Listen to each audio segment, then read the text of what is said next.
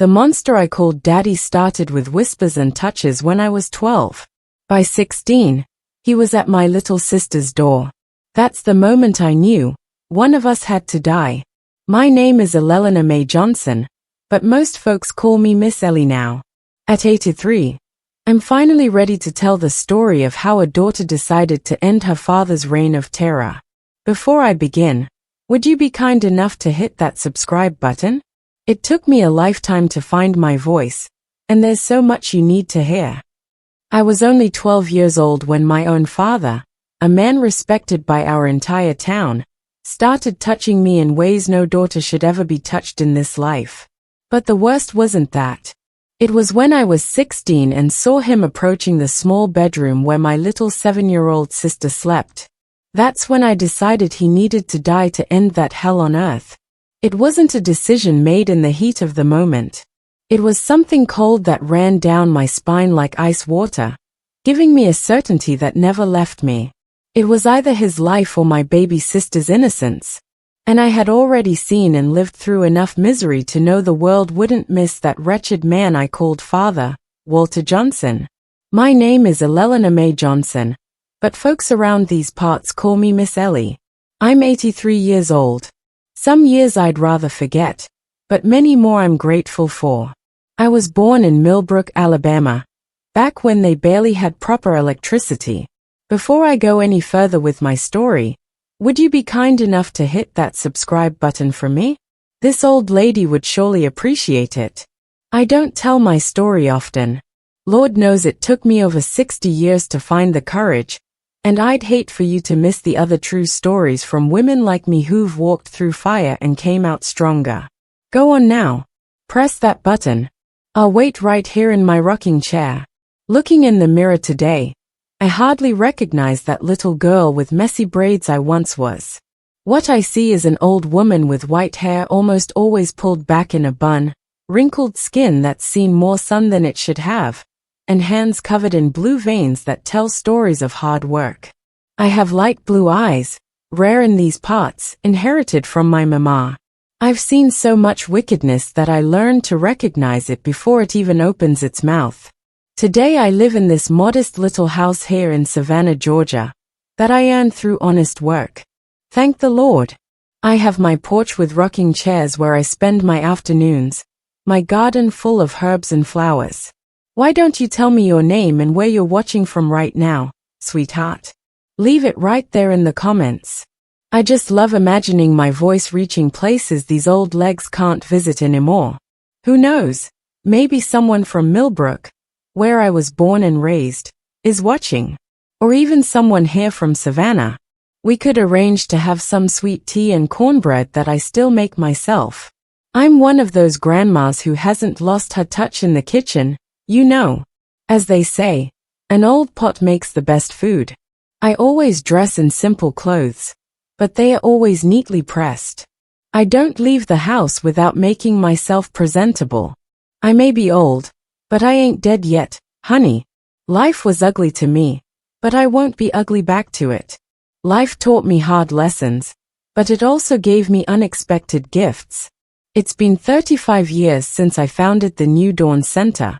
It started small in a back room of my house when I took in the first girl who appeared at my door in the middle of the night, running from her stepfather. I remembered myself, except this girl had somewhere to run to, and I didn't.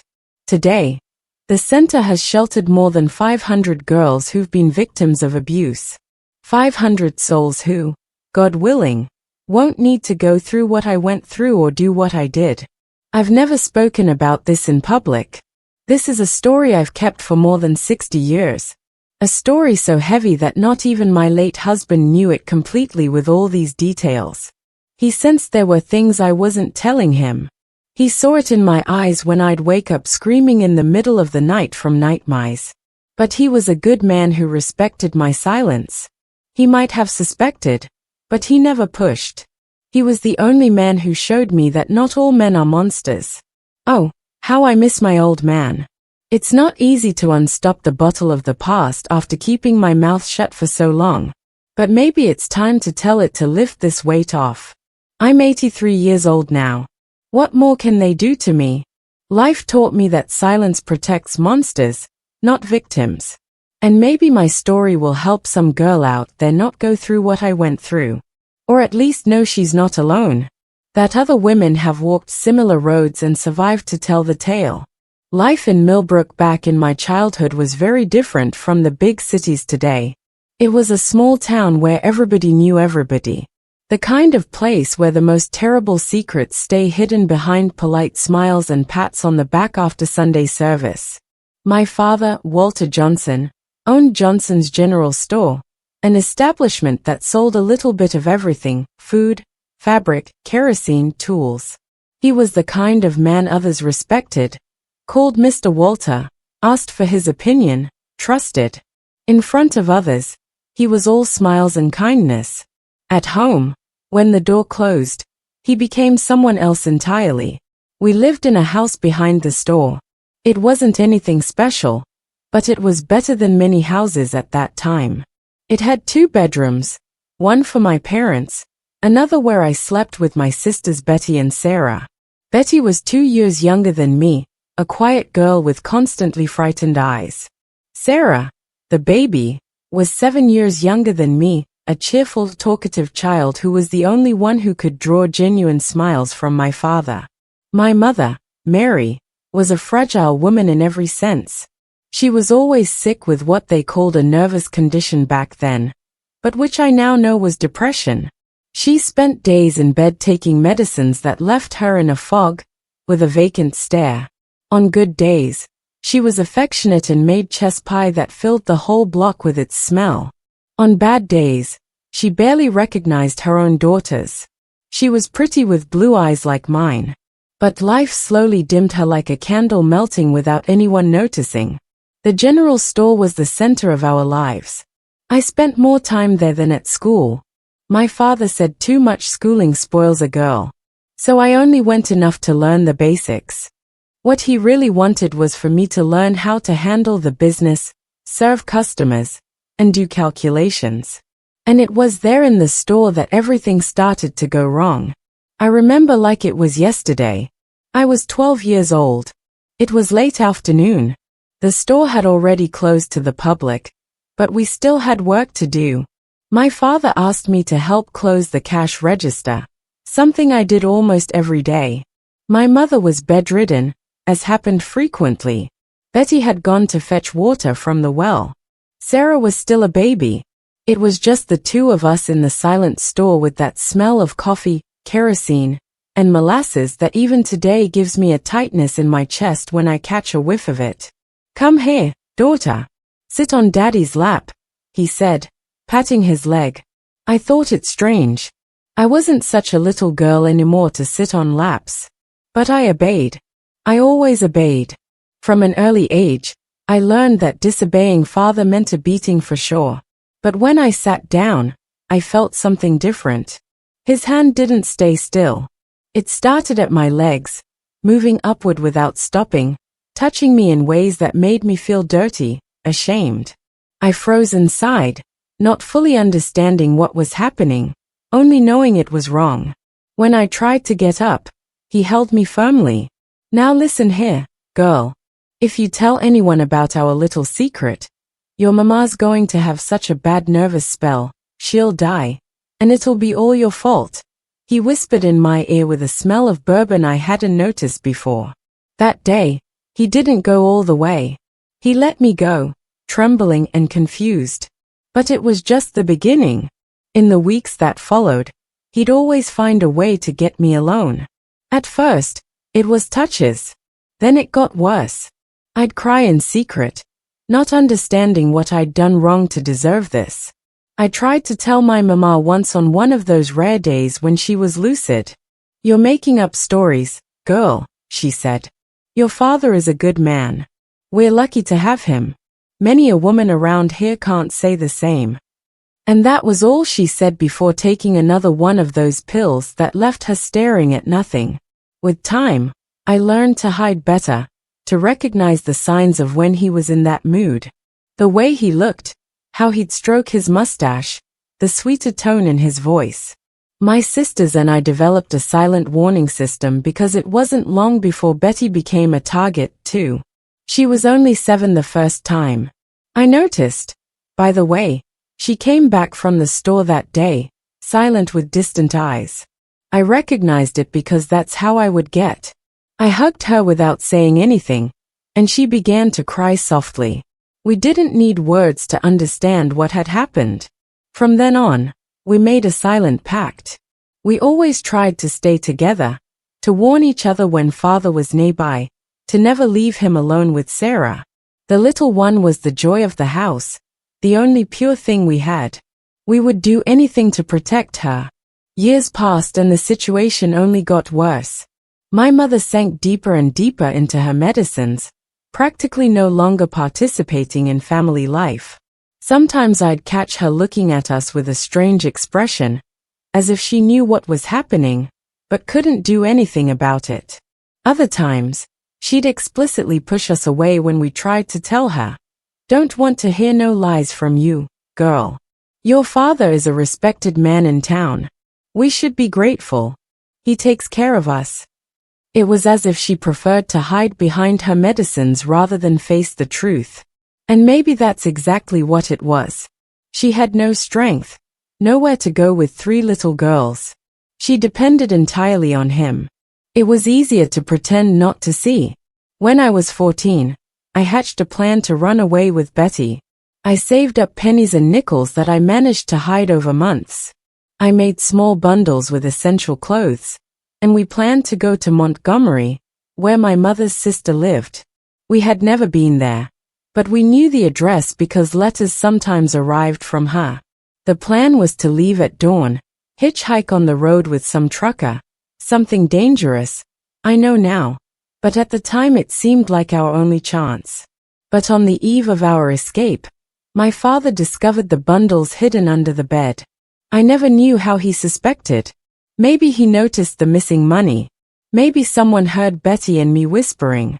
The beating we took that night was the worst yet. He started with the belt, then the broom handle. He screamed that we were ungrateful, that he gave us food, a roof, clothes, and this was how we thanked him. He beat us until he was tired, leaving us covered in purple and red marks. It was on that occasion that I got this scar on my chin.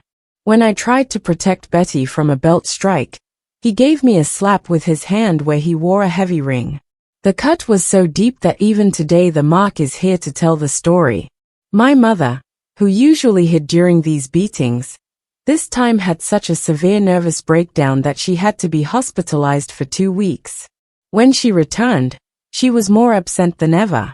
After the failed escape attempt, father's watchful eye increased. We couldn't go anywhere alone, school, church, the well. There was always someone watching. We were practically prisoners. Father made it clear that if we tried anything similar again, the consequences would be worse. "Next time, I won't waste time beating you. I'll just end you both, you ungrateful brats." And the worst part was that in town, in front of others, he remained the respectable man, the honest shopkeeper, the good family man. No one suspected what happened when the doors closed. Now, before I go on with this story, I'd like to ask if you'd be kind enough to press that little like button down there. What I'm about to reveal next is so heavy, so difficult to hear that I bet many people won't even have the stomach to keep watching. Only the truly brave-hearted will manage to listen to the end and still leave a thumbs up. Are you brave enough? I'll be keeping an eye out to see who can really handle this story. It was around this time that I started learning bookkeeping from Mr. Tibbs, an elderly gentleman who did the books for the store. It was my father's idea. He noticed I had a knack for numbers and thought he could save money if I took over this function. Mr. Tibbs was a gentle man of few words, who didn't ask questions when he saw marks on my arms or the dark circles under my eyes from sleepless nights. He taught me patiently, showed me how to record income and expenses, how to calculate taxes, how to keep everything organized, and without meaning to, he gave me the tool I would one day use to end my tormentor. The more I learned about the store's business, the more I noticed strange things. I noticed, for example, that my father kept two sets of books, the official one that he showed to the authorities and the real one where he recorded what actually came in and went out. There were also the monthly visits from a man named Johnny Marks, a burly man with a scar on his face who owned a distribution company. Whenever he came, my father would get nervous, agitated. The meetings happened behind closed doors, and afterward, my father would usually drink more than normal. Gradually, piecing together fragments of conversations overheard behind doors and documents I examined in secret, I understood that my father owed a lot of money to Johnny, and the debt was only growing. I also realized that he was falsifying the books to pay less than he owed in a fraud that had been going on for years. And most importantly, I discovered that Johnny wasn't the type of man you trifle with. I had heard stories about people who displeased him and simply disappeared. They said he had connections with bootleggers from Louisiana, that his henchmen weren't afraid to get their hands dirty. He was the type of man who solved problems in his own way without involving the police. All these discoveries stayed tucked away in a corner of my mind like pieces of a puzzle that I didn't yet know I would assemble. I kept learning, observing, storing information. I also continued protecting my sisters as best I could, especially Sarah, who was growing up beautiful and cheerful, oblivious to the danger hovering over her. But deep down I knew it was only a matter of time before he turned his eyes to the youngest. It was a pattern I knew all too well. And the day I feared most came when I was 16.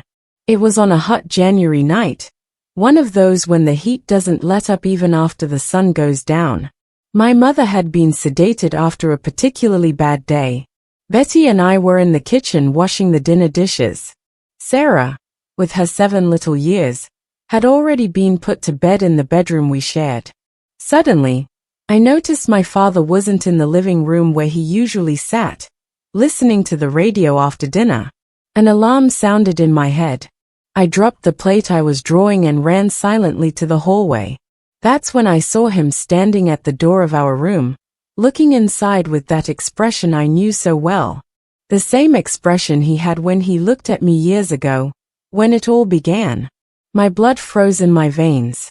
Not her, not Sarah, I thought. She was just a child, an innocent girl who still played with rag dolls. She adored her father, ran into his arms when he came home from the store, told him stories from school. He couldn't do this to her. He couldn't destroy that light, that joy. Without thinking, I advanced.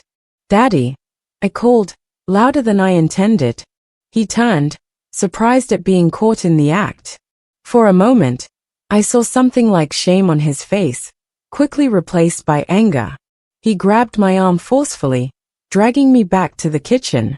Betty was paralyzed in the same spot, the dish towel still in her hands, her eyes wide with fear. "What do you think you're doing spying on me?" he growled through his teeth. "Leave her alone," I said with a courage I didn't know I had.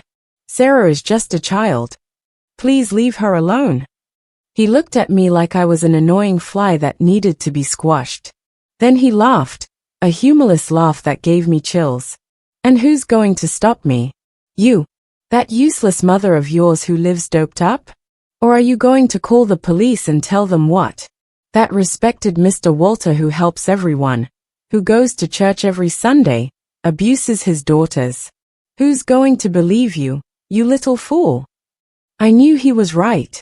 In our small town, his word was worth more than mine. He was the successful merchant, the respected man.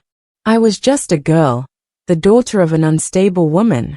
I could scream, I threatened, even knowing it was useless. Again, he laughed. "Go ahead and scream. I'll start with the little one tomorrow. I won't wait any longer. And then I'll take care of you and the other one. Accidents happen, you know. Girls fall down wells. Houses catch fire at night with everyone asleep." The threat hung in the air, more real than anything. He would be capable of it. I knew it wasn't just our honor at stake. It was our lives. I lowered my head, defeated. He released my arm, leaving red marks of his fingers on my skin. Good. Now get back to the dishes and forget what you saw. And if you open your mouth. He left the sentence hanging in the air, but the message was clear. He left the kitchen, returning to the living room and turning on the radio as if nothing had happened. Betty and I stood there in silence, mechanically finishing the dishes. But inside me, something had changed. A decision was forming, cold and clear as crystal. That night, lying in the dark beside my sisters, I couldn't sleep. I kept replaying in my mind everything I knew about my father, about Johnny, about the doctored accounting books. Gradually, a plan began to take shape. If the justice of men didn't work for girls like us, maybe I could use other methods that a man like Johnny Marks would understand very well. I was only 16. But that night, I aged decades, making a decision that would change my life forever. If it was to protect my sisters, especially little Sarah, I would do whatever was necessary, even if it meant staining my hands with my own father's blood. But wait a minute. I think I've gotten ahead of myself too much. Let me take you back to Millbrook, Alabama in the 1950s where I grew up. The streets were still unpaved dirt roads that turned to mud pits when it rained. Most houses were wooden, painted in bright colors, blue, green, yellow to brighten the view. Ours behind the store was white with blue windows. The town center had the church square with a gazebo where the little band played. On Sundays after service, men would gather in front of Hank's barber shop, discussing politics and baseball, while women left church whispering about other people's business. Children ran free, playing tag and hide and seek until the dinner bell rang. Our house wasn't big, but it wasn't small compared to others in the neighborhood. It had a living room, kitchen, 2 bedrooms, and a back area where Mama washed clothes when she was well enough. The floor was wooden planks that creaked when we stepped on them. The windows had curtains that Mama sewed herself before getting sick. What marked the house most was the smell, that mixture of freshly ground coffee and sugar coming from the store that permeated everything. The walls, the furniture, our clothes. Sometimes when I'm homesick for those times, the few good moments, of course, I close my eyes and can still smell that aroma. Daddy was a tall man with broad shoulders, a well-trimmed mustache, and hair always slicked back with Brill cream. He dressed well even on weekdays, linen pants, white shirt, polished shoes. He walked with his head held high, greeted everyone with that broad smile that showed his white perfect teeth. Every Sunday he went to church, sat in the first row, sang hymns with a strong voice. At town gatherings he always donated money. When someone needed help, he'd loan supplies from the store, sometimes not even charging the poorest families. What goes around comes around, he'd say. God is watching. People respected him, called him Mr. Walter, tipped their hats when he passed by, sent their children to call me Mr. Walter's daughter, as if it were a title of nobility. At home, he was different. He had that look of someone who's always dissatisfied, as if the house wasn't clean enough, the food wasn't tasty enough, the daughters weren't obedient enough. He'd beat us for anything, a broken glass, unfinished homework, an answer he thought was sassy. Over time, I learned to read his moods by the sound of his footsteps, by the way he opened the door, by his tone of voice when he called for Mama. There were good days and bad days, but even on good ones, we walked on eggshells. My mother, Mary, was a beautiful woman when young. I have few memories of her genuinely smiling, but when she did, she lit up the room. She had light blue eyes like mine, long hair that she cut herself, fair skin that burned easily in the sun. Before I was born, from what I heard from neighbors, she was cheerful, loved to sing while working. Then she withered gradually like a flower without water. It started with what she called the endless sadness, periods when she'd stay in bed for days staring at the ceiling. Then came the medicine prescribed by the town doctor, dark little bottles with drops that left her dazed, limp, with vacant eyes.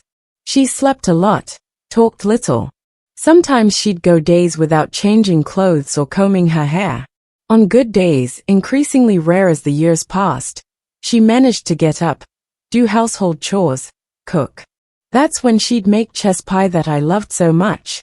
The sweet smell would take over the entire house, and she'd let us scrape the bottom of the pan when she finished.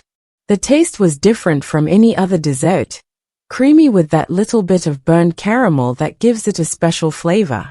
After she got worse, I could never eat chess pie the same way again. It seems like she took the secret with her. My sister Betty arrived 2 years after me.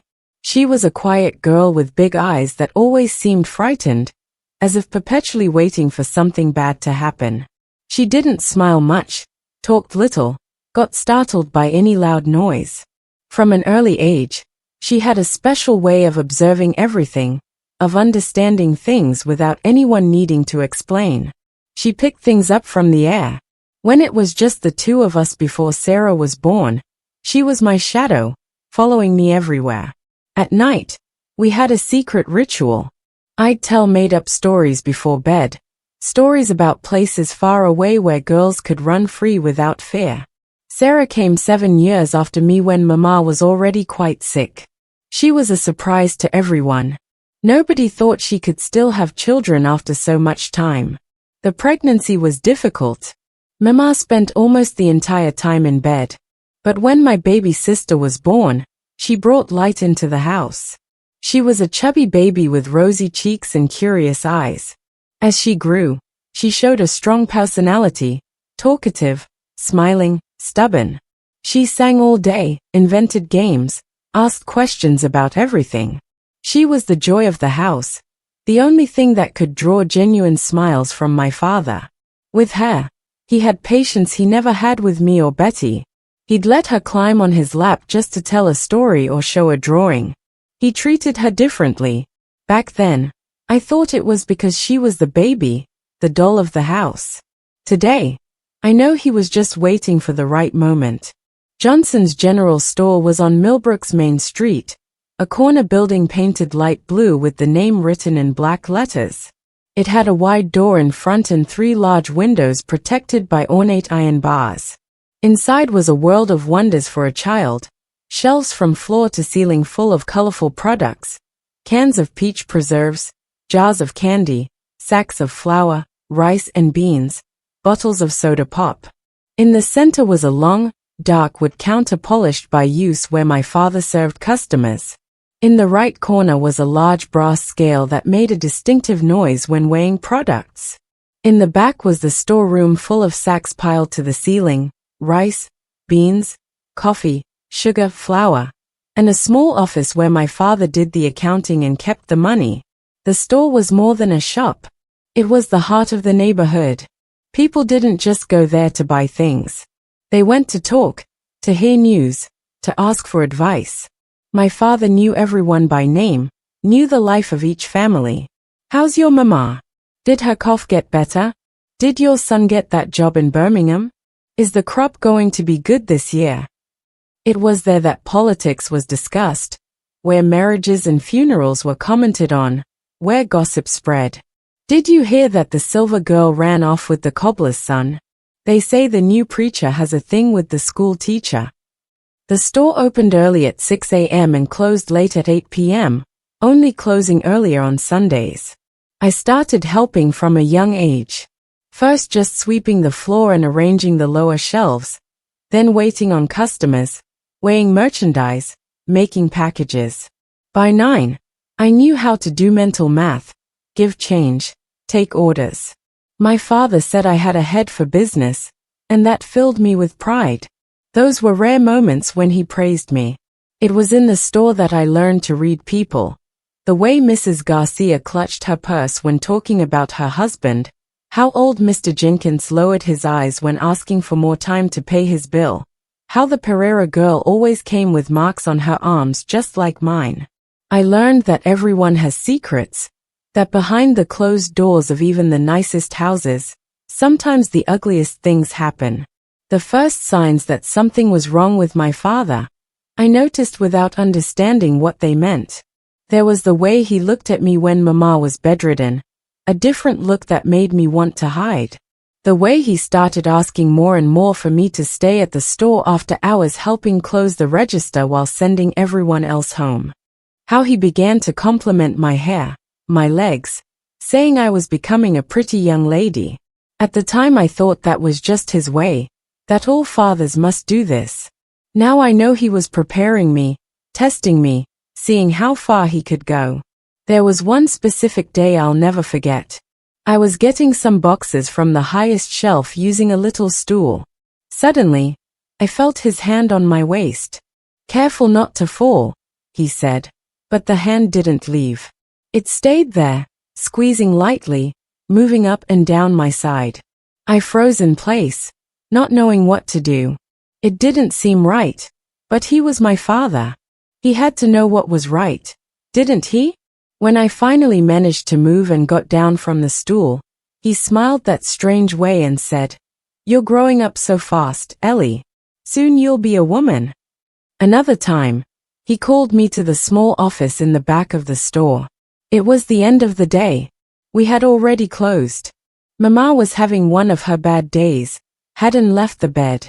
Betty had stayed home to look after her and Sarah. I entered the office that smelled of old paper and pipe tobacco. He was sitting in the big leather chair counting the day's money. He told me to close the door and sit in the chair in front of the desk. He began to ask me questions about school, about the boys in my class, if any of them had tried to mess with me. He said that as a father, he needed to protect me from these dangers. While he talked, he got up and came behind my chair, putting his hands on my shoulders. He began to massage in a way that made me uncomfortable. His hands moved down my arms, then back to my shoulders, then started to move down the front. That's when I jumped up, saying I needed to go home, that Betty must be needing help. He let me go, but in the days that followed, he was cold to me, giving me the worst chores in the store, like cleaning the dusty storeroom or carrying heavy bags. And then came the day that changed everything. I had just turned 12. It was late afternoon. The store had already closed at that hour when the sunlight turns orange coming through the cracks in the window, making dust particles dance in the air. The only employee who was still there, Mr. Gerald, had left to deliver an order on the other side of town. The little bell on the door was still echoing after he left, leaving a heavy silence that seemed to swallow everything. It was just my father and me in that store that suddenly seemed both immense and suffocating at the same time. As always, he asked me to help close the register, count the money, write in the book. We were both behind the dark wooden counter worn by time.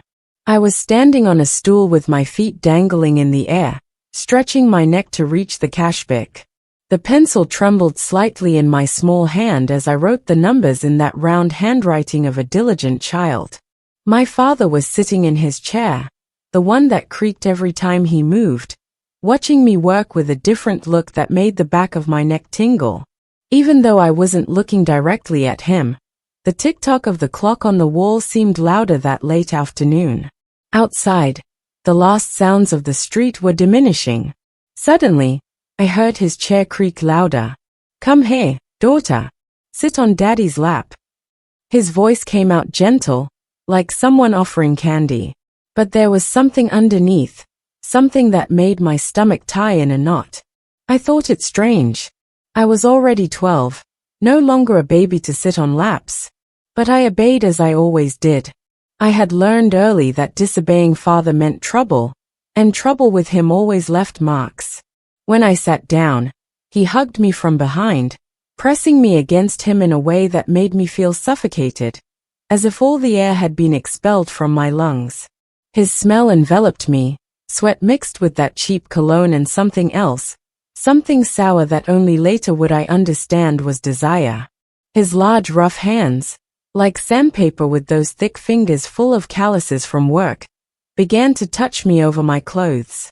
First on the arms in a circular movement that went up and down, then on the stomach, the fingers spreading like spiders over the thin fabric of my dress. And then they went higher, higher to places that made me freeze inside. My body went rigid as a board. My heart was beating so hard it felt like it would come out of my mouth. My mind was screaming, but my voice disappeared. Confused images passed through my head.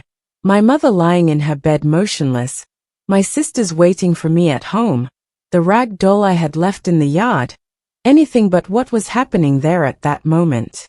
When I tried to get up, pushing with my small hands against his legs, he held me forcefully, one hand on my waist, squeezing until it hurt, the other covering my mouth with so much pressure that I tasted blood where my teeth cut the inside of my lip. "You stay real quiet now," he whispered in my ear, so close that I felt his stubble scraping against my cheek, leaving the skin burning. His hot breath, heavy with bourbon, something he normally only drank after dinner, enveloped me like a toxic cloud. "This is our secret, you hear? If you tell anyone, especially your mama, she's going to have such a bad spell that she'll die and it'll be your fault." That first time, he just touched me over my clothes. But it was enough to leave me in shock, as if lightning had struck me, leaving my whole body tingling with horror. When he finally let me go, my legs were numb. I could barely feel the floor under my feet. I ran home as if the devil himself were at my heels, the world around a blur of distorted images and sounds. I stumbled through the kitchen door, ignoring my mother's call, locked myself in the bathroom, and stayed there trembling like a leaf in the wind, holding my knees, tears silently streaming as I bit my fist to make no sound. I stayed like that until my sister Betty knocked on the door, the doorknob turning one way then the other. "Ellie, are you all right?"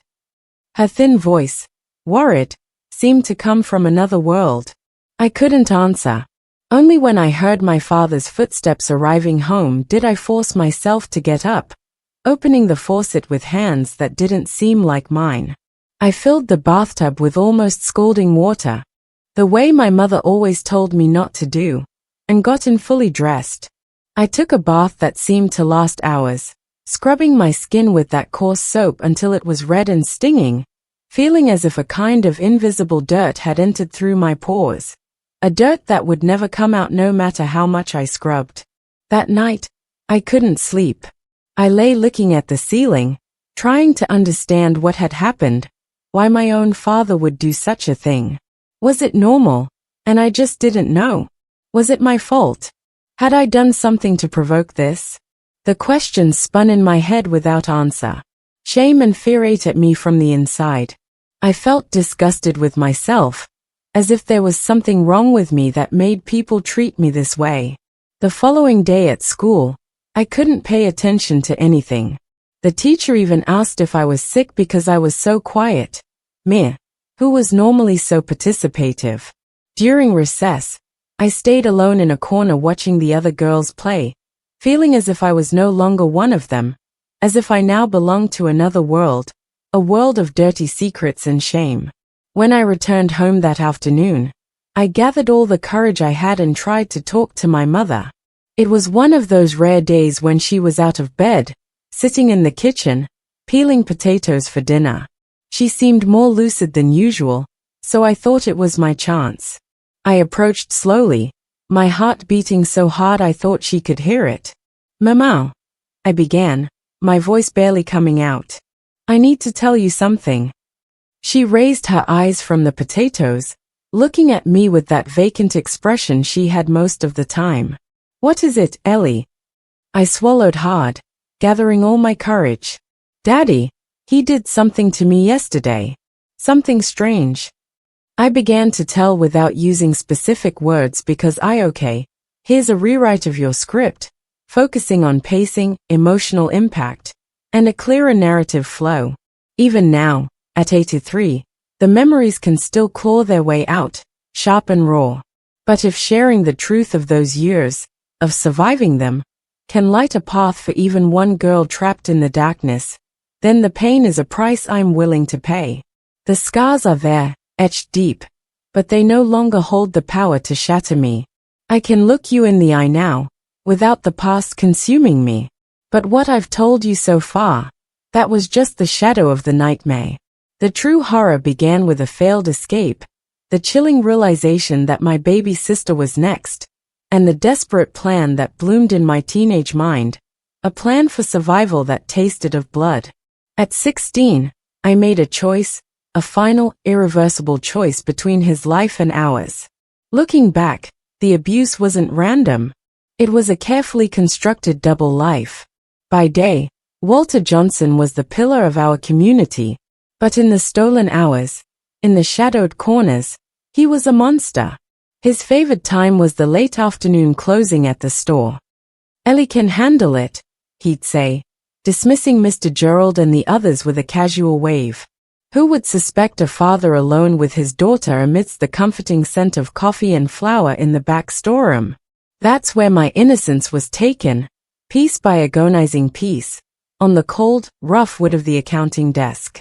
When Mama was lost in the fog of her illness, the hospital visits became more frequent, and his boldness grew.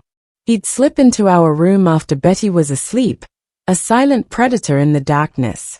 I learned to feign sleep, my breath shallow, hoping to become invisible. It rarely worked. The touches over clothes became something unspeakable, fueled by his need for control, the terror in my eyes his twisted pleasure. "You're mine," he'd hiss, his breath hot against my ear. "Always mine. You'll never escape." And I believed him. Resistance brought swift and brutal punishment, not just for me, but for Betty, too. So I learned to leave my body, to float above the horror, a detached observer in my own life. The day I knew Betty was also his prey was etched in a stark, unforgettable clarity. School had let out early. I found her huddled in the corner of our room, a small, broken thing amidst the familiar quiet.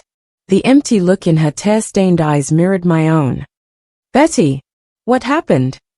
She whispered about a special lesson from Daddy, her voice barely a breath. The unspoken truth hung heavy in the air between us. In that moment, something hardened within me. What he did to me was a stain, a violation. But Betty, with her dolls and her fear of the dark, that was unforgivable. I held her, letting her tears soak my blouse, and made a silent vow. I would protect her and Sarah, no matter the cost. From then on, Betty and I lived by a secret language of glances and coded phrases. Headache meant danger. Helping Mama with her medicine meant stay close to Sarah. Small acts of defiance in a world gone mad. Sarah, our bright, innocent baby sister, remained blissfully unaware of the darkness circling her. Her innocent adoration of our father was a constant blade in my heart.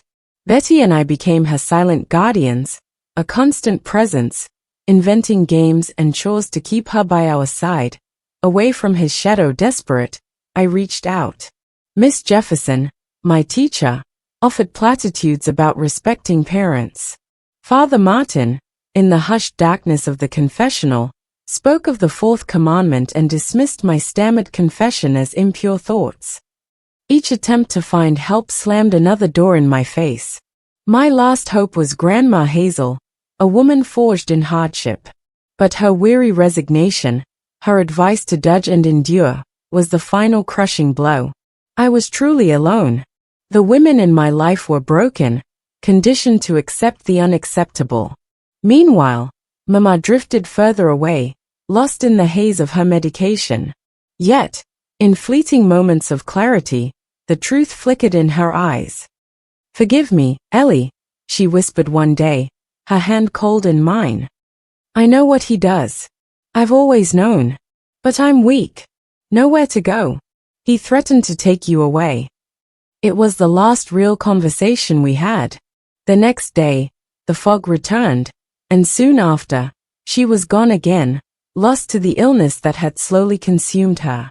And so, at 16, with no one to turn to, with the monster closing in on my baby sister, the cold certainty returned.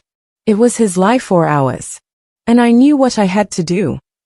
She died when I was 17 without recovering from a pneumonia that in someone with more will to live might not have been fatal.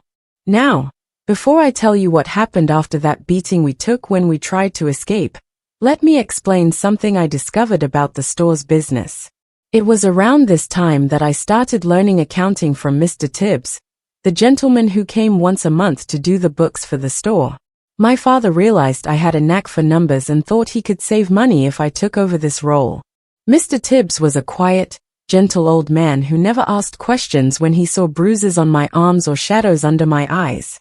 He taught me everything about bookkeeping, how to track inventory, record sales, manage the ledgers. As I became more familiar with the accounts, I noticed something strange. There were actually two sets of books. One official set that my father showed to suppliers and tax collectors, and another hidden set with the true numbers. I also began to observe the monthly visits from Johnny Marks, a tough-looking man with a nasty scar who ran a wholesale distribution business. Whenever Johnny came to visit, my father would get nervous, clear the store early, and lock himself in the office with Johnny and two mean-looking men who always accompanied him. Through careful eavesdropping and examining papers when no one was looking, I pieced together the truth. My father was deeply in debt to Johnny Marks, who wasn't just a distributor, but a loan shark known for his violent methods of collection. The stories circulating about Johnny were chilling: a shopkeeper who didn't pay and mysteriously had his store burned down, a farmer who tried to cheat him and was found in a cotton field with his hands cut off, a family that simply disappeared after the father accumulated debts too large to pay. To make matters worse, my father was trying to deceive Johnny by keeping two sets of books. He showed Johnny records indicating smaller sales than were actually happening, skimming money off the top. It was a dangerous game that only delayed the inevitable. The debt kept growing, interest accumulating, and Johnny wasn't a man of infinite patience. This whole situation fermented in my head like formless information, but without clear contours. I knew there was a possibility there, a potential weapon, but I didn't know exactly how to use it. It took a catalyst event for the pieces to finally fit together. And that event came in the form of my greatest fear, the threat to Sarah. It was on a hot January night, one of those when the heat doesn't give up even after the sun goes down. My mother had been sedated after a particularly bad day. Betty and I were in the kitchen washing the dinner dishes. Sarah, with her 7 little years, had already been put to bed in the bedroom we shared. Suddenly, I noticed my father wasn't in the living room where he usually sat, listening to the radio after dinner. An alarm sounded in my head. I dropped the plate I was drying and ran silently to the hallway. That's when I saw him standing at the door of our room, looking inside with that expression I knew so well. The same expression he had when he looked at me years ago when it all began. My blood froze in my veins. Not her, not Sarah, I thought. She was just a child, an innocent girl who still played with rag dolls. She adored her father, ran into his arms when he came home from the store, told him stories from school. He couldn't do this to her. He couldn't destroy that light, that joy. Without thinking, I advanced. "Daddy," I called louder than I intended. He turned, surprised at being caught. For a moment, I saw something like shame on his face, quickly replaced by anger. He grabbed my arm forcefully, dragging me back to the kitchen. Betty was paralyzed in the same spot, the dish towel still in her hands, her eyes wide with fear. "What do you think you're doing spying on me?" he growled through his teeth. "Leave her alone," I said with a courage I didn't know I had. "Sarah is just a child. Please leave her alone." He looked at me like I was an annoying fly that needed to be squashed. Then he laughed, a humorless laugh that gave me chills. "And who's going to stop me? You, that useless mother of yours who lives doped up. Or are you going to call the police and tell them what? That respected Mr. Walter who helps everyone, who goes to church every Sunday, abuses his daughters. Who's going to believe you, you little fool?" I knew he was right. In our small town, his word was worth more than mine. He was the successful merchant, the respected man. I was just a girl, the daughter of an unstable woman. I could scream, I threatened, even knowing it was useless. Again, he laughed. "Go ahead and scream. I'll start with the little one tomorrow. I won't wait any longer. And then I'll take care of you and the other one. Accidents happen, you know. Girls fall down wells. houses catch fire at night with everyone asleep. The threat hung in the air, more real than anything.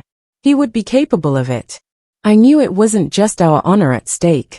It was our lives. I lowered my head, defeated. He released my arm, leaving red marks of his fingers on my skin. Good. Now get back to the dishes and forget what you saw. And if you open your mouth. He left the sentence hanging in the air, but the message was clear. He left the kitchen, returning to the living room and turning on the radio as if nothing had happened. Betty and I stood there in silence, mechanically finishing the dishes. But inside me, something had changed. A decision was forming, cold and clear as crystal. That night, lying in the dark beside my sisters, Betty awake and vigilant like me, Sarah sleeping the innocent sleep of those who don't yet know the world's evil, my mind worked furiously, going over everything I knew about my father, the store, Johnny Marks. The pieces of the puzzle began to fit together. If the justice of men didn't work for girls like us, if the teacher looked the other way, if the priest preached obedience, if my grandmother advised resignation, if my own mother was too sick to protect us, then I would have to seek another kind of justice. Johnny Marks wasn't a man who forgave debts. He wasn't a man who accepted being cheated. If he discovered that my father was manipulating the books, showing smaller sales than were actually happening, hiding money, well, the stories that circulated about him weren't of mercy. And I had access to the books. I knew where my father hid the true records. I knew how the fraud worked. The decision formed clear and cold inside me. It wouldn't be easy. It would be extremely risky. But at that moment, lying in the dark with fear for my baby sister, overcoming even my fear for my own life, knowing what had to be done, I resolved to turn Johnny Marks against my father, to let the ruthless loan shark handle the violence my 16-year-old hands could not. If the law offered no protection, I would invoke the brutal justice of the criminal underworld. In the dimness of our room, I whispered my plan to Betty, the indifferent stars outside the window bearing silent witness to the life-altering decision. The idea had begun to form after I saw Daddy heading towards Sarah's room, growing slowly and deliberately, like a creeping vine. In the ensuing days, I became a meticulous observer of the transactions between my father and Johnny Marks, absorbing every detail, every figure in the store's accounting books. I already knew about the two sets of records, the falsified one presented to Johnny and the accurate one hidden in a secret compartment beneath the office desk. My father's method was simple yet effective, underreporting deliveries and sales, siphoning off the difference for his own purposes. It was a well-worn deception, made easier by the lax oversight in a small town like Millbrook. However, his debt to Johnny was mounting, the exorbitant interest rates a testament to the predatory nature of loan sharking that few dared to challenge. When my father was absent, I would scrutinize the real ledgers, discovering his indebtedness exceeded $5,000, a substantial sum for the time, money he clearly lacked, especially given his secret indulgences in gambling and women during trips to Birmingham, a hidden life that belied his pious Sunday church attendance. My initial strategy was direct: expose my father's duplicity to Johnny. I anticipated a falling out, perhaps increased pressure for repayment, at most, a legal dispute over fraud. The extreme consequences that ultimately unfolded were something I either failed to foresee or perhaps subconsciously acknowledged but refused to confront. Even now, the certainty of my awareness remains elusive. The successful execution of my plan hinged on a comprehensive understanding of the store's accounting system. For 3 months, I dedicated myself to studying both the legitimate records taught to me by Mr. Tibbs and my father's clandestine books. I meticulously noted his methods of altering figures and the codes used for off-the-books inventory, memoizing values, dates, and supplier names, as if deciphering a secret language. Gradually, I began to introduce minor discrepancies into the official records, subtle errors that could easily be dismissed as a novice's mistakes, a transposed digit here, a slight miscalculation there. My father, trusting of my aptitude for numbers and preoccupied with his own affairs, rarely double-checked my work. When he did notice an inconsistency, my apologies for being a slow learner were readily accepted. The next phase of my plan involved a bolder step, creating fictitious invoices for undelivered merchandise. Using paper identical to the stores and mimicking supplier signatures I had observed on genuine documents, I meticulously crafted these false receipts under the cover of night. These documents suggested a significantly larger inventory than actually existed, a clear indication of embezzlement to anyone with a discerning eye. The most intricate part was fabricating the illusion of where the embezzled funds were being deposited. Within the ledgers, I created a fictitious bank account in my father's name at the First National Bank in Birmingham. While the account was non-existent, the records indicated regular, substantial deposits, providing fabricated proof that the undeclared income was being saved, not simply spent. This delicate work was always performed in stolen moments of solitude within the store, typically during my father's afternoon trips to town or on Sunday mornings when I feigned extra work while he attended church. Betty served as my vigilant sentinel, her watchful presence providing an early warning of his unexpected return. It was during this intricate process that I found an unlikely ally in Mrs. Gardiner, the store's cook who came 3 times a week. A woman in her 60s, widowed and possessing a quiet wisdom in both culinary arts and herbal remedies, she commanded a unique respect, even from my father, who seemed to harbor a subtle fear of her knowing gaze and the childhood stories she held. Our understanding was unspoken. She saw the bruises, the fear in our eyes, the way I recoiled at my father's approach. One afternoon, she found me weeping in the storeroom after another of his encounters. Without a word, she sat beside me, her hand a comforting weight on my shoulder, and offered a simple, resonant truth. Some roots need to be cut out, child, like a stubborn weed. From that day forward, she became an unwitting accomplice, creating diversions that allowed me precious moments to work on the books, distracting my father with requests to sample new recipes or complaints about spoiled goods. It was also through her that I learned the precise dates of Johnny's visits, information gleaned from her son who worked for the supplier. His coming next Thursday, she informed me one morning, needing bread dough. Theo says the boss is in a terrible mood this time. Heard he found out other store owners are hiding money, too. This was the catalyst I had been waiting for. I had to act swiftly, before Johnny's patience ran out completely, before my father turned his full attention to Sarah. The pressure was intensifying daily, a tightening noose. It was a desperate race against time. On the eve of Johnny's visit, I made the final, crucial alterations to the books. The Wednesday heat was stifling. My father was away in Birmingham, leaving me in charge of the store, a testament to his fatal misjudgment of my loyalty. Ironically, Mrs. Gardiner was in the kitchen, ostensibly preparing lunch but in reality, standing guard. My hands trembled, but my mind was resolute. First, I manipulated the official records, the ones my father would present to Johnny, making the discrepancies undeniable. Then, I adjusted entries in the true ledgers, inflating the amount he was supposedly embezzling by approximately 30%. Next, I composed an anonymous letter on the store's typewriter, careful to wear gloves stolen from Dr. Wilson during a house call to Mama, ensuring no fingerprints were left behind. The letter was stark and accusatory.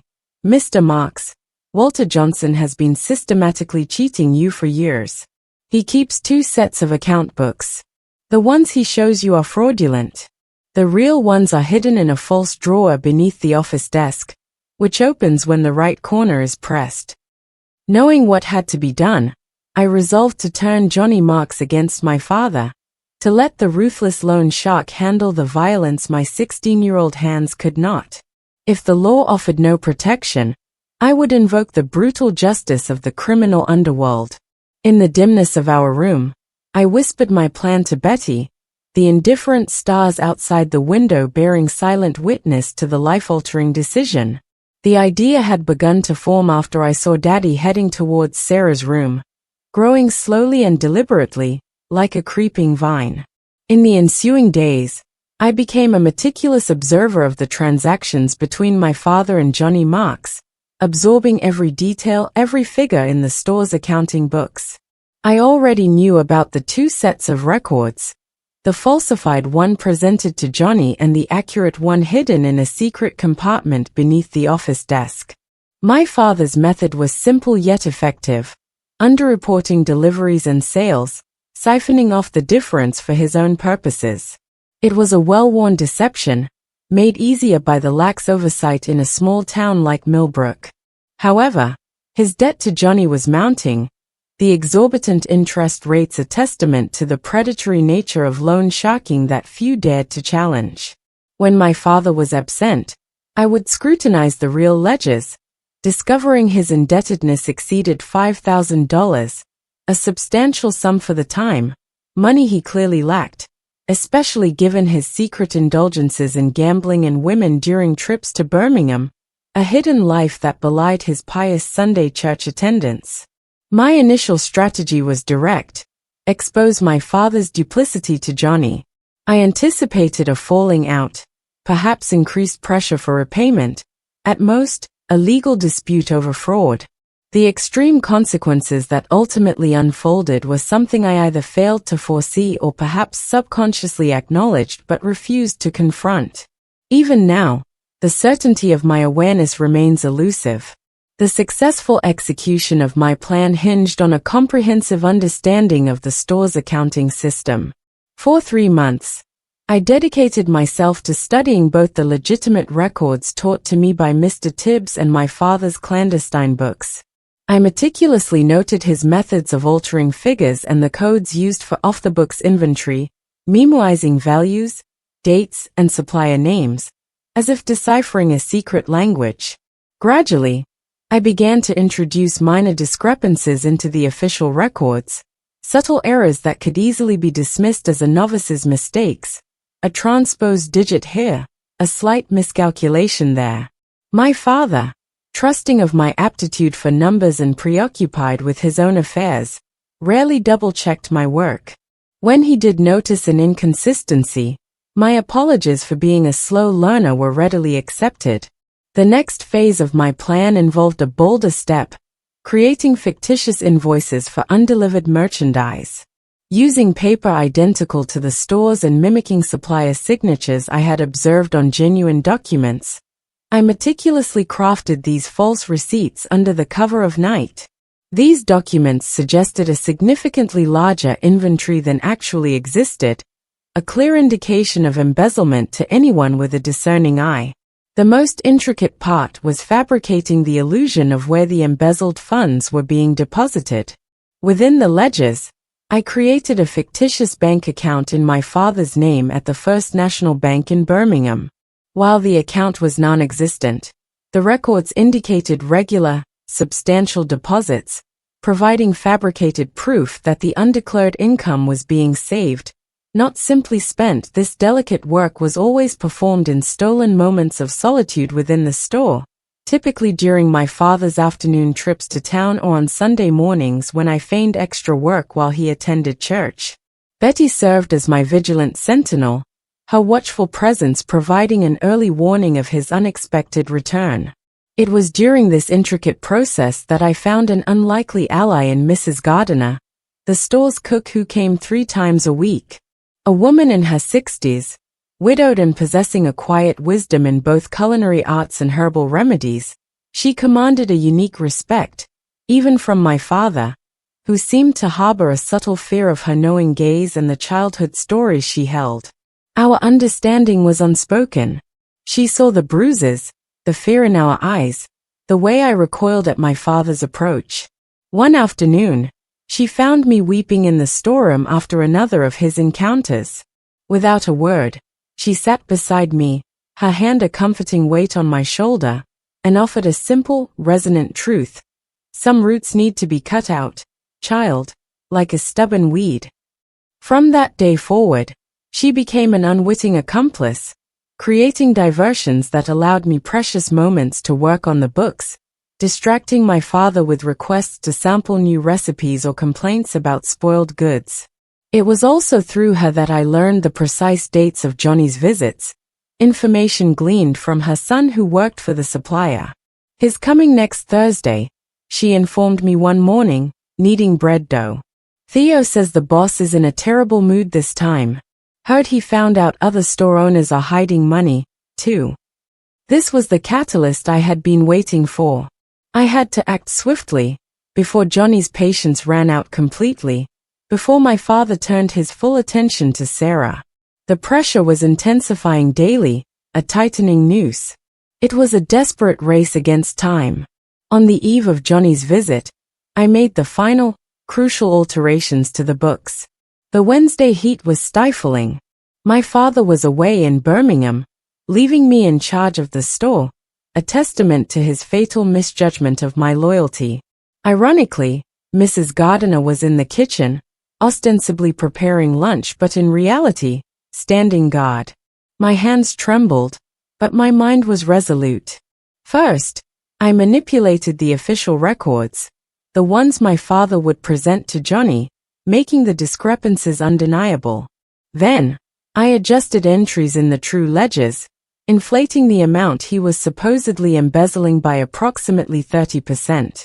Next, I composed an anonymous letter on the store's typewriter, careful to wear gloves stolen from Dr. Wilson during a house call to Mama, ensuring no fingerprints were left behind.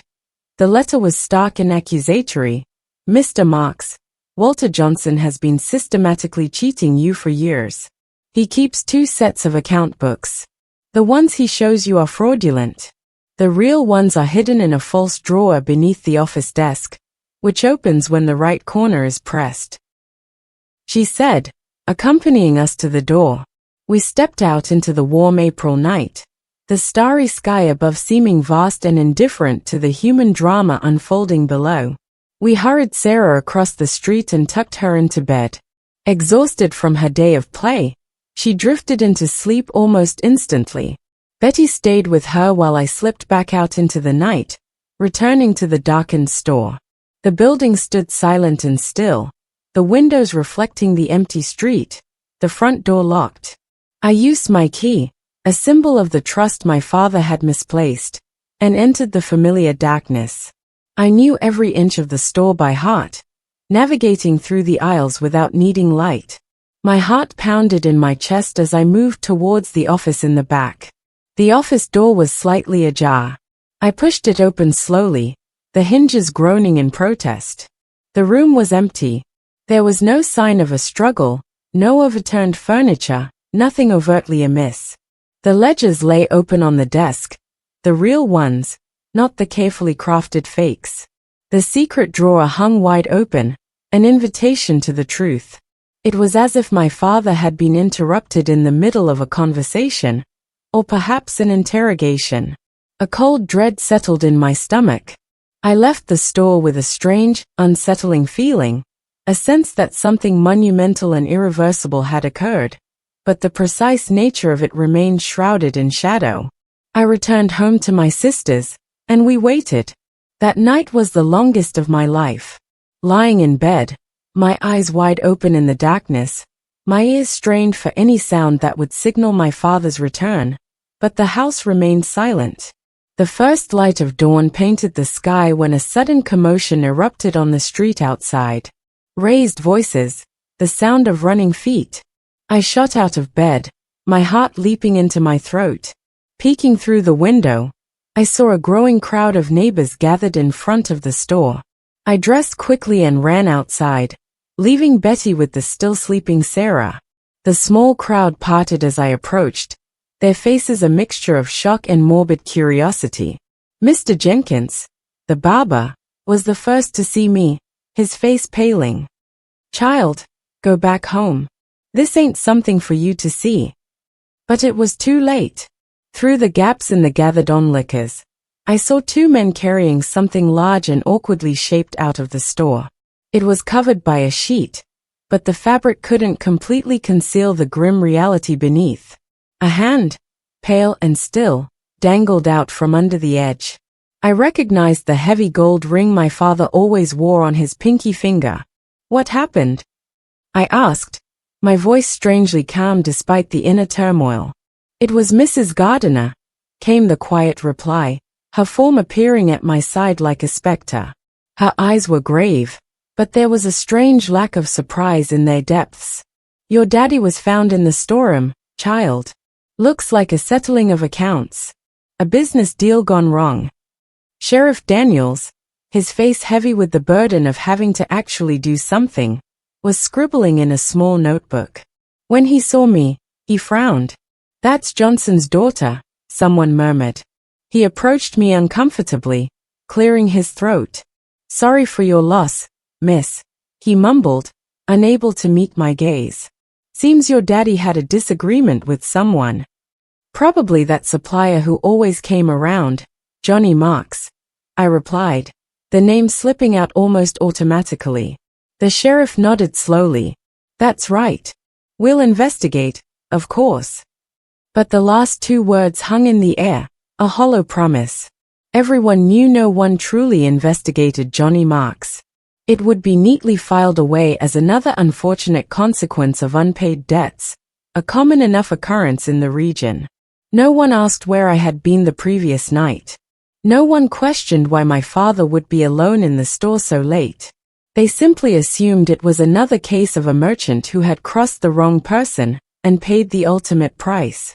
In small towns like Millbrook in those days, justice often turned a blind eye to certain kinds of crimes, especially when they involved powerful men like Johnny Marks.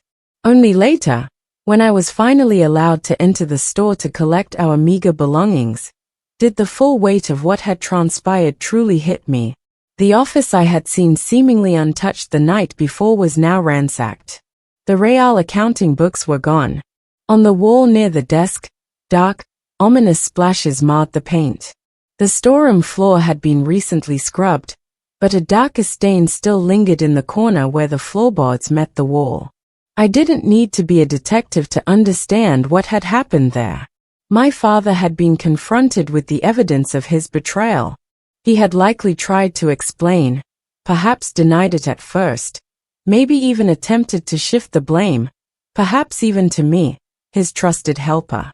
But Johnny Marks was not a man known for his patience or his mercy. His justice was swift, brutal, and final. In the days that followed, there was no formal wake, no outpouring of grief. The burial was a hurried affair, attended by only a handful of immediate family. Neighbors sent flowers and food, gestures of pity for the orphaned girls rather than genuine sorrow for the deceased. The whispered narrative solidified. Walter Johnson had been a victim of loan sharks. No one even hinted at the possibility that the accounting fraud might have been the work of someone else. Now, tell me something. Do you think what I did was wrong? Causing the death of my own father, even knowing the monster he was? I was just a 16-year-old girl, desperate to protect my sisters in the only way I could see. What would you have done in my place, knowing that no one would believe you, that the police would do nothing, that living hell would continue? The weeks that followed were a disorienting blur of conflicting emotions. On one hand, there was an immediate, profound relief, so intense that it sometimes triggered a wave of guilt. I no longer had to flinch at sudden noises or check every shadow before entering a room. The constant knot of fear in my stomach had loosened. I no longer had to stand guard over Betty or live in perpetual dread of what might happen to Sarah. But on the other hand, the weight of what I had done pressed down on me, the knowledge that I had indirectly caused the death of another human being, my own father. No matter how monstrous he had been, the image of his lifeless hand protruding from beneath the sheet haunted my waking hours and invaded my dreams. Sometimes, no matter how monstrous he had been, the image of his lifeless hand protruding from beneath the sheet haunted my waking hours and invaded my dreams. Sometimes, I would wake in a cold sweat, the silence of the house amplifying the enormity of my actions. Other times, a sliver of doubt would creep in. Could there have been another way? Another path to escape? But the answer remained stubbornly the same: no. There was nowhere to run, no one who would believe us, no authority that would offer protection. It was him or us. Guilt and a twisted sense of justice intertwined in a way that defied easy understanding. There was no satisfaction in what had happened, no triumphant feeling of revenge. It was more like an immense burden had been lifted, leaving behind an empty space I didn't know how to fill. I felt neither joy nor profound sadness, just a fragile sense that we could finally breathe, and that alone felt like a price worth paying, however morally ambiguous. Betty never directly questioned my role in our father's death, but sometimes I would catch her looking at me with a strange expression, a silent acknowledgement that transcended words.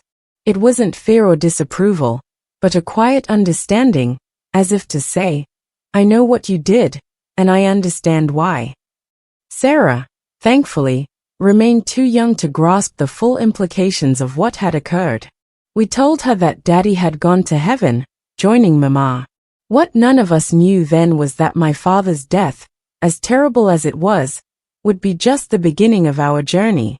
The immediate threat was gone, but the practical realities loomed large: the store, the debts, our survival. I was 16, Betty 14, and Sarah just 7. How would we manage? Where would we live? What would become of 3 orphaned girls in a world that offered little kindness to vulnerable women? The answer, as it often does, would arrive in the days that followed, in the form of a surprising discovery, a revelation that would once again alter the course of our lives, opening a path towards a future we could never have imagined while living under the oppressive shadow of our father. In the immediate aftermath of my father's death, we were confronted with a stark reality. The store was drowning in debt, primarily to Johnny Marks, who, surprisingly, didn't vanish. Instead, he sent representatives to oversee the transition. Of course, his assistance came with a steep price. He wanted the store as partial settlement for the outstanding debt. The establishment is worth more than your daddy's debt, little lady. Bud Mason, the same driver to whom I had handed the fateful letter and now Johnny's official representative, informed me with a chillingly polite tone. The boss is fair. He'll pay the difference, enough for you to settle elsewhere. We had no leverage. I was still a minor, unable to legally take over the business, and even if I could, the thought of remaining in that place, haunted by too many painful memories, was unbearable. I accepted the offer, and the store was sold for a value that, while significantly below market price, still provided a considerable sum. But the true surprise came with the discovery of the life insurance policy. My father, a man who seemed consumed by his own selfish desires, had maintained a robust policy.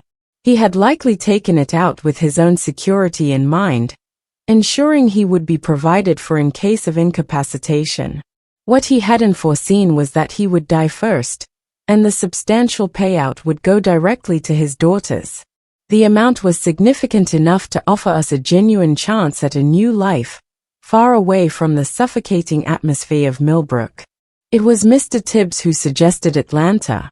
It's a big city with more opportunities, and far enough away for you to start over without the weight of the past, he said gently, as he helped me navigate the daunting paperwork. He also recommended a trusted lawyer to handle the complex matter of my sister's custody. It's not going to be easy, Ellie, Attorney Evaristo explained, his expression grave. You're only 16. Normally, orphan children are placed with a court-appointed guardian or close relatives. Our only close relative is Grandma Hazel, and she's already too old to care for 3 girls, I argued, desperation lending me a courage I didn't know I possessed. Besides, I've been the one taking care of them since our mother got sick years ago. We know how to manage. The legal battle was protracted and arduous. Mr. Evaristo tirelessly navigated mountains of paperwork, securing testimonies from neighbors and acquaintances who attested to my maturity and my capacity to care for my sisters. The insurance money also played a crucial role, demonstrating our ability to support ourselves without becoming a burden on the state. After nearly 3 months of uncertainty, the judge finally granted me temporary custody, with the condition that I return to school and that we have regular visits from a social worker. It wasn't the ideal scenario, but it was enough to keep our fragile little family together. In August of 1958, we left Millbrook behind. Everything we owned fit into 3 worn suitcases.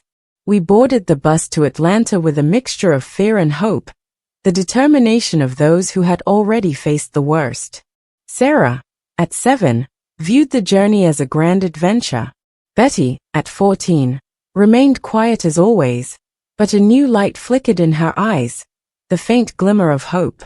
As for me, barely 16 and carrying the weight of the world on my shoulders, I could only focus on the next step, the next decision that needed to be made.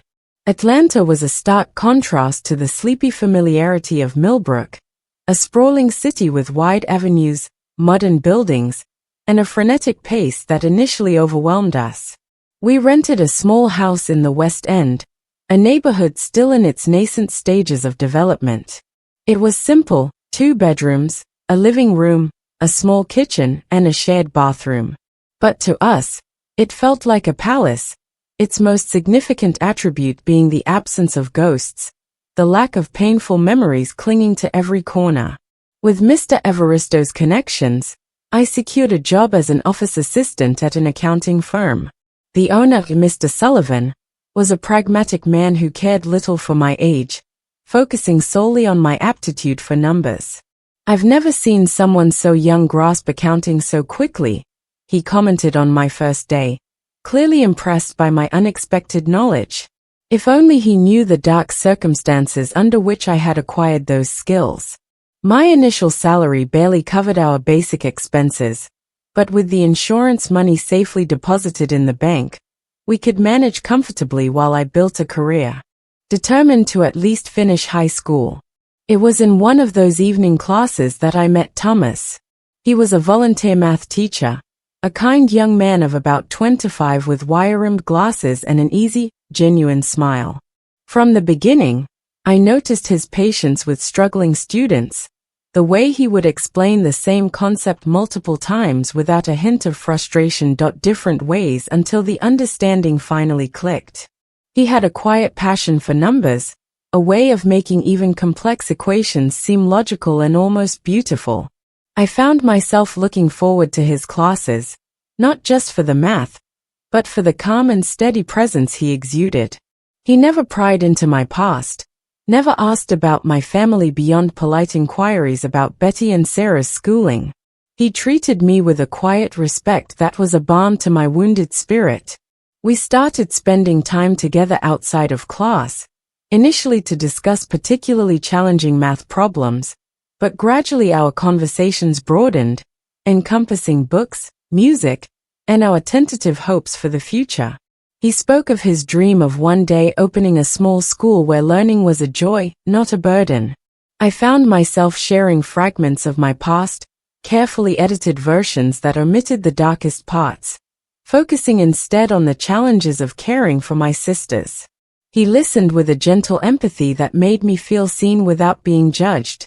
As the months passed, a quiet affection grew between us, a fragile seedling of hope in the barren landscape of my memories. He was kind, intelligent, and fundamentally good, qualities I had rarely encountered in my young life. He made me believe, for the first time in a long time, that maybe, just maybe, a different kind of future was possible.